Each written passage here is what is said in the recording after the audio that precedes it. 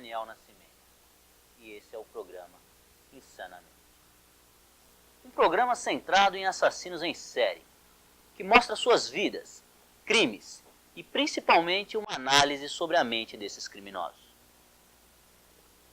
Vamos desenterrar casos que chocaram a opinião pública e que até hoje seus detalhes ainda são misteriosos e principalmente pouco conhecidos. Nosso foco é a mente dos assassinos em série, seu modus operandi e como seus atos chocaram a sociedade na época em que aconteceram. Segundo o sociólogo Eric Hobsbawm, o mundo se acostumou à matança compulsória em escala astronômica, como nas grandes guerras que devastaram regiões inteiras e mataram milhares de pessoas. Quando os casos são destacados e têm uma atenção midiática, é gerado um choque na opinião pública e as pessoas se solidarizam com as causas. Na década de 80, a cidade de São Paulo passou a conhecer o primeiro de muitos casos a respeito de assassino em série. Tratava-se do maníaco que assassinava homossexuais e acreditava estar limpando o mundo. Segundo o secretário de Segurança Pública, na época, Luiz Antônio Fleury Filho, que mais tarde se tornaria o governador de São Paulo, temos uma sociedade conservadora e seus guardiões são reflexo dela. Ele usou essa frase para se referir a crimes que foram citados anteriormente. Hoje, o Insanamente trará o desejo de um homem que foi chamado de monstro, Fortunato Button Neto, o maníaco do Trianon.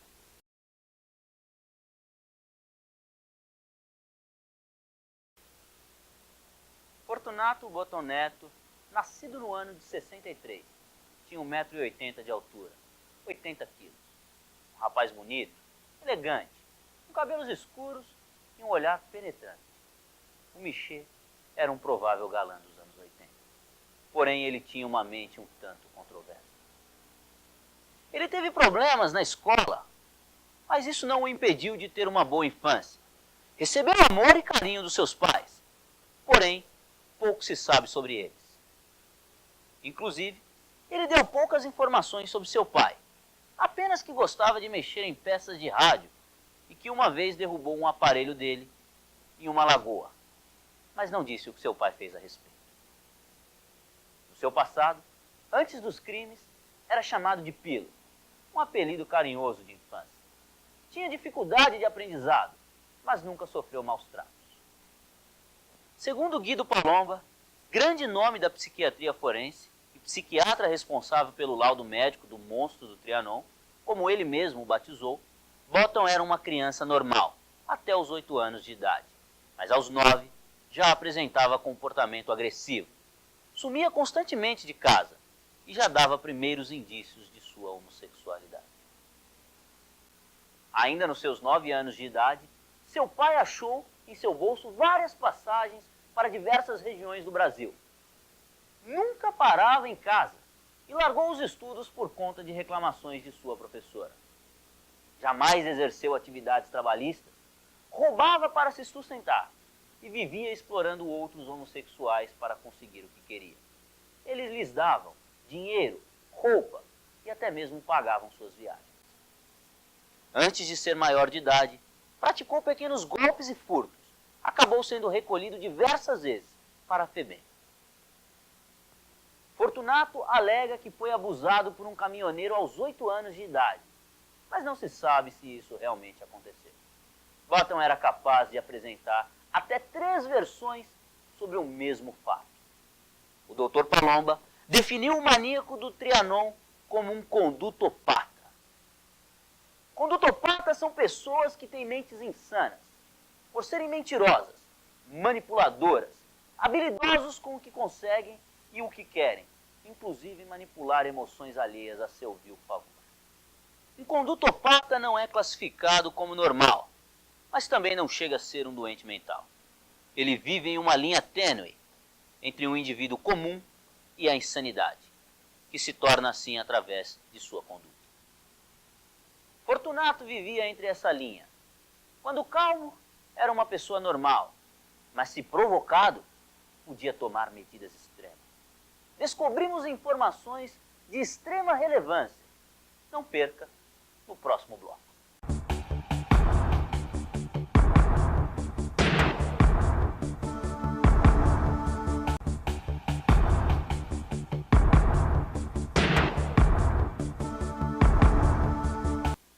Voltamos com o Insanamente.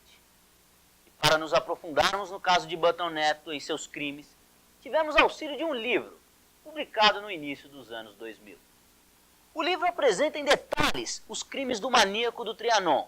De forma cronológica demonstra às vítimas suas vidas, inclusive até o pós-crime. Fala sobre seu comportamento, ações, entrevistas e mostra trechos de uma carta de Button ao seu perito criminal. Ele nos foi de grande auxílio para entender um pouco sobre a vida de Fortunato. Mas só com uma conversa com Guido Palomba, o principal psiquiatra do caso, conseguimos realmente compreender a relevância dos acontecimentos. Daqui a pouco, você vai conferir a entrevista, mas antes revelaremos detalhes sobre sua vida criminosa. Nos anos 80, a cidade de São Paulo o conheceu, e com ele, diversos crimes contra homossexuais, o transformando no primeiro assassino em série, com um ódio centrado aos invertidos.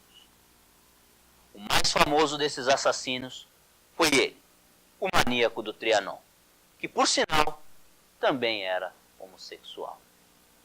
Ele agia de uma maneira específica, mantinha sempre o mesmo padrão.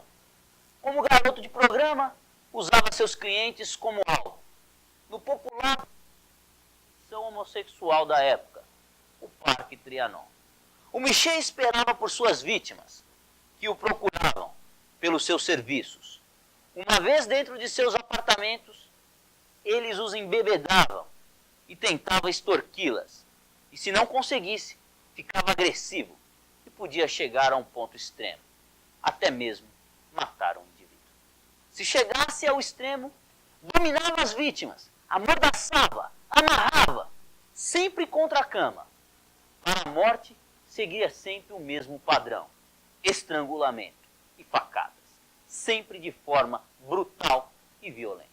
Inclusive, acreditava que esses assassinatos eram culpa das vítimas, por terem lhe procurado, e só saía com homossexuais para roubar o dinheiro deles. Exclamou que não sabia o que se dava em sua cabeça, mas que quando percebia, já estava estrangulando e retalhando suas vítimas. As palavras do maníaco foram frias. Segundo ele, a primeira morte me deu medo.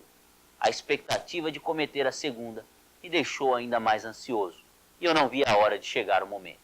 Depois da terceira vez, a coisa virou prazer. Matar é como tomar sorvete. Quando acaba o primeiro, dá vontade demais. E a coisa não para nunca.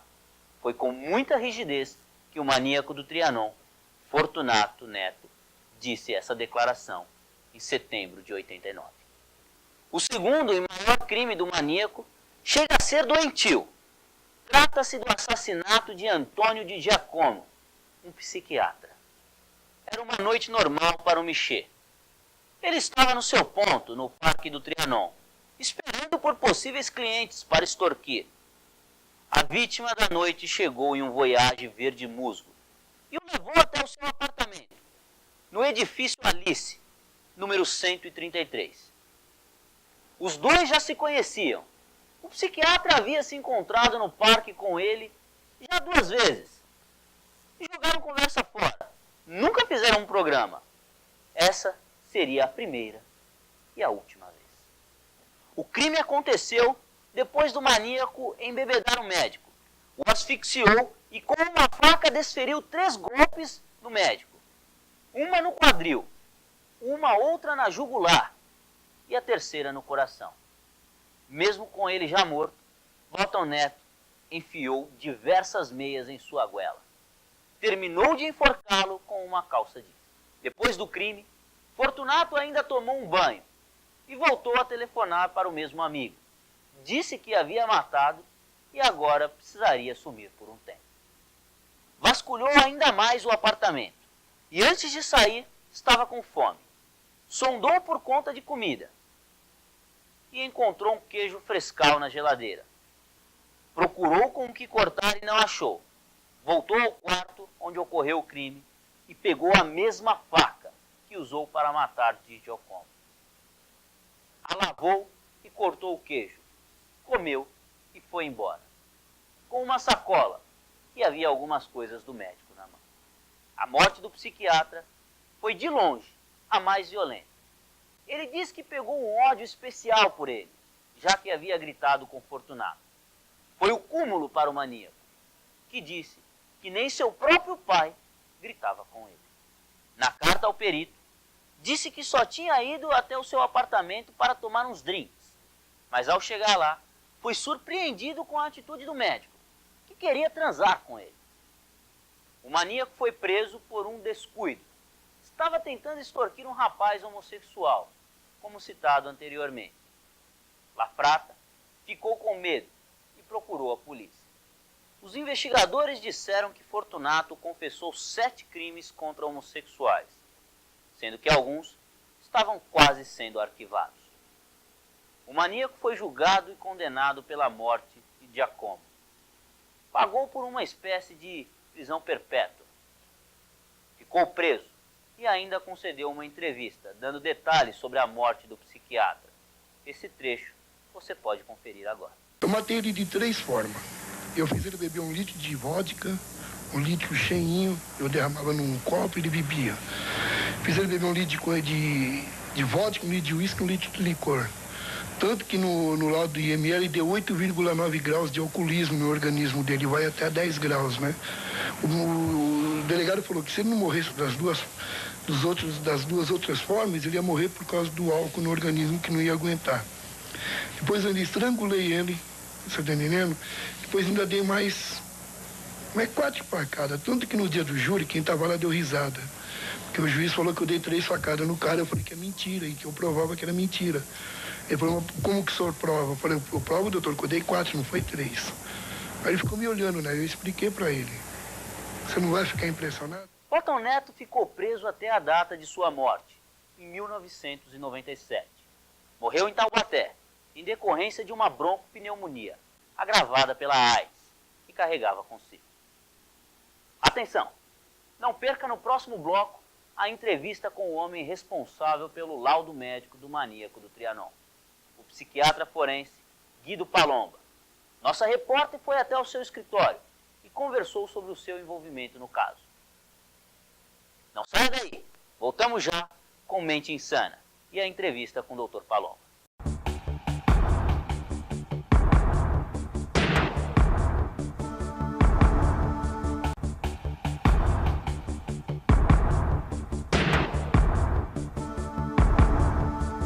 O que torna uma pessoa um assassino em série? Uma infância conturbada? Abusos e situações de abandono? Recebemos agora aqui no nosso estúdio nossa repórter, Tainá Roberta, que vai falar sobre o seu encontro com Guido.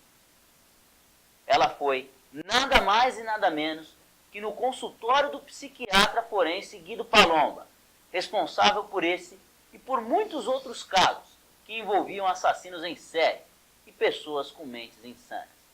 Então, Tainá, o que mais te impressionou nessa conversa? Na verdade, foi a inteligência do Guido. Ele é uma pessoa super inteligente e ele nos mostrou o ponto de vista de um psicopata, de um assassino, e não o ponto de vista do Otton Neto, porque na verdade ele mentiu muito.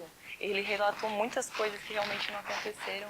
Então ele fez com que a gente entendesse que na verdade tudo aquilo funciona da forma como ele pensa e não como realmente aconteceu.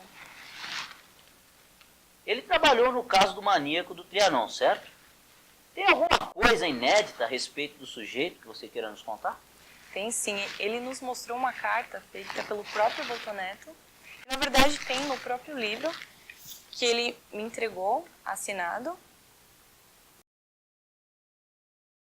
E no livro mostra a carta que ele fala sobre o amor da vida dele, que foi a Tânia, e também relatando que ele é inocente dos crimes que ele cometeu.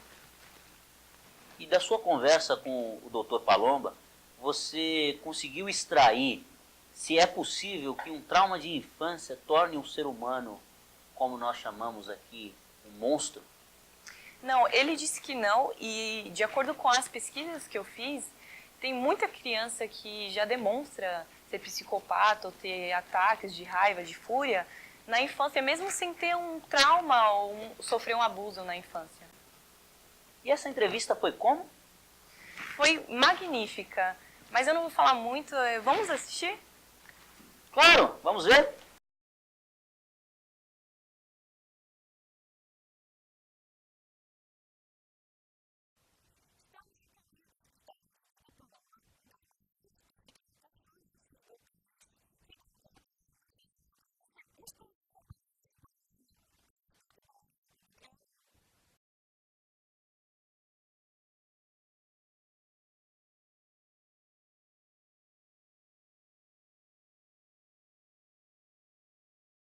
De jeito nenhum.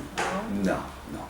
É muito comum nesses assassinos em série e outros criminosos de alta periculosidade, eles arrumarem uma, entre aspas, uma desculpa para justificar aquele comportamento terrível, às vezes monstruoso, que eles têm.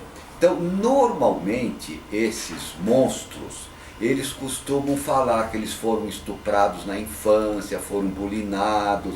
E igual ele tem, por exemplo, o monstro o maníaco do parque, o monstro de Bragança, e outros tantos, eles costumam dizer isso, que foram abusados na infância. Veja, então, o que é que a gente pode falar? Que mesmo que ele tenha sido de fato abusado na infância, isso não é capaz de causar ou de produzir um indivíduo com esse tipo de comportamento totalmente, digamos, de alta periculosidade.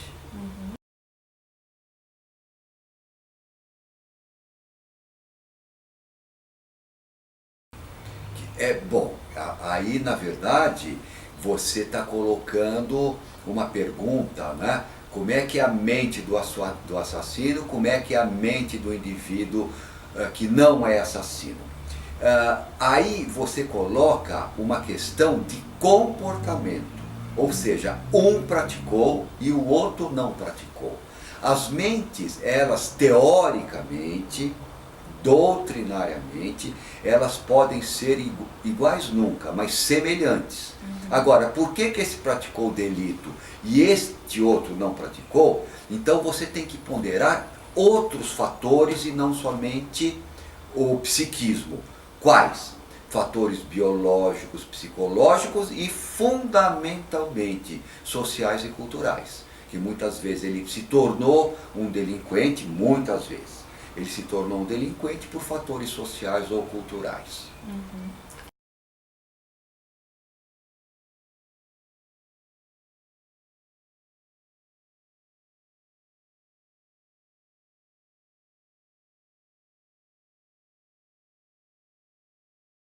Nada do que ele fala você pode levar em consideração, porque são pessoas que falam conforme aquilo que interessa no momento, ou seja, eles dançam conforme a música que está tocando. Então, se ele contou isso algum dia, alguma vez, não é que isso é uma verdade.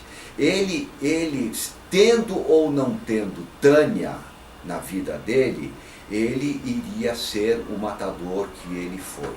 Ou seja, ele é um criminoso nato, bastante característico, descrito muito bem pela doutrina, pela literatura, e o primeiro que descreveu um indivíduo desta natureza, que ele é um exemplo clássico, típico, bem característico do criminoso nato de Césare Lombroso.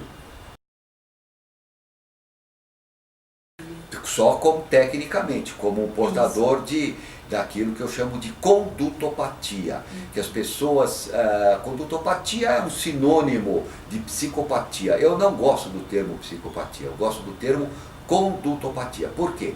Porque são pessoas que não alucinam, não deliram, não é? Mas ao mesmo tempo não são normais.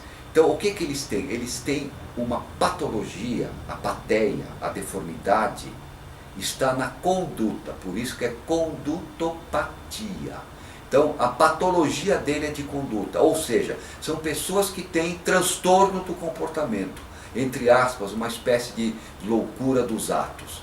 São indivíduos que também são conhecidos como psicopatas, já foram descritos como insanidade, essa mesma psicopatia foi descrita como insanidade moral, loucura lúcida, sociopatia, indivíduos antissociais, são todos sinônimos. O que eu gosto e que apliquei nele é condutopatia.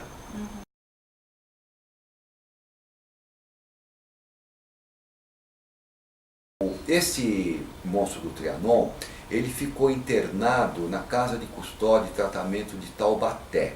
E lá ele escreveu uma carta que é um primor, a carta dele. Porque, primeiro, que ele não escrevia mal, ele escrevia razoavelmente bem.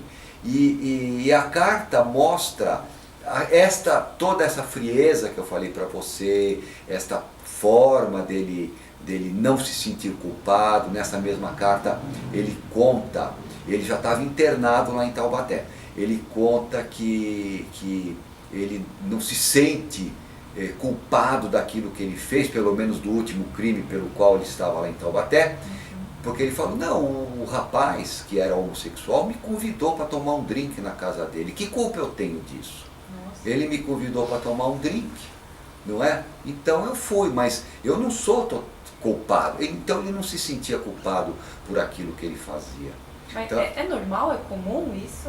Não, normal em pessoas normais não, em condutopatas sim. É comum eles acharem que não é culpa deles. Faz parte do quadro clínico. Eles não se sentirem culpados por aquilo que eles fizeram. Por quê? Eles são egoístas. Né? Se você perguntar para um condutopata verdadeiro como ele, você está arrependido do que você fez? Claro que estou, eu estou preso há 3 meses.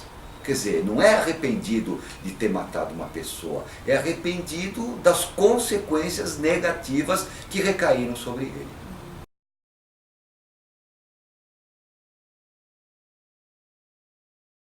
Lembro que uma das formas de eu conversar com ele, que ele só estava admitindo um delito, e até eu falei para os policiais, etc., eu falei, olha, esses indivíduos, eles gostam de aparecer, eles se sentem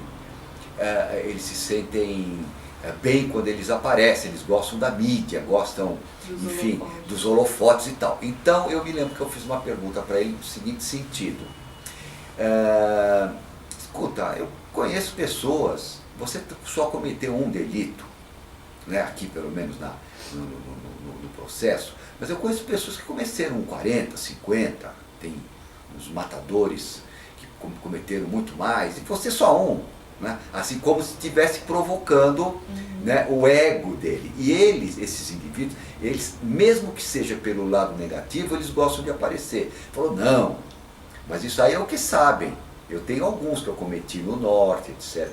E aí começou a falar. Por quê? Porque ele tinha prazer de contar como ele matava.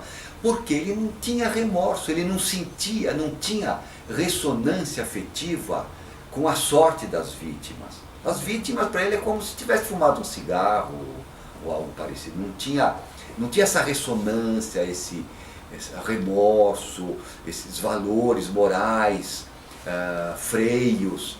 Ele era um indivíduo dessa natureza, que justamente são esses que habitam essa zona que habitam os condutopatas. Ele era um autêntico condutopata.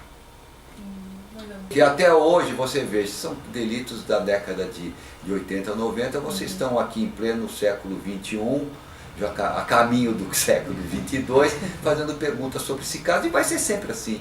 Por quê? Porque são figuras tradicionais da criminologia paulista e brasileira. Muito interessante essa entrevista. E, Tainá, o Guido não pôde vir? Fiquei sabendo que ele estaria hoje no programa com a gente. Então, na verdade, ele teve um compromisso, mas quem sabe no próximo programa ele não aparece. Seria muito legal mesmo. Esperamos que sim. Mas será que você pode adiantar um pouquinho de quem será o próximo analisado? Na verdade, eu vou deixar no ar, mas tem a ver com o parque. E quem sabe o Guido não vem aqui mesmo falar porque ele participou do caso. Gostaria de agradecer aqui a presença da nossa repórter Tainá Roberta, que esteve conosco no Insanamente e dizer que já estamos chegando ao final do programa. Estaremos no ar todas as quintas-feiras, às 23 horas, trazendo mais um assassino em série. Tenha uma boa noite e durma bem.